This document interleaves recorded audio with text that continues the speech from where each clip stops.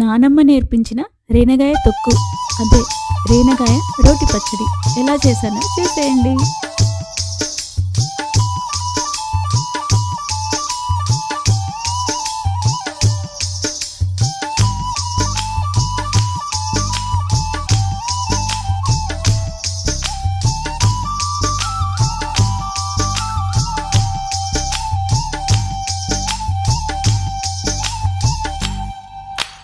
నెల్లూరి నెరజానా నే కుంకుమల్లె మారిపోనా, నువ్వు స్నానమాడ పసుపులాగా నన్ను కొంచెం పూసుకోవే,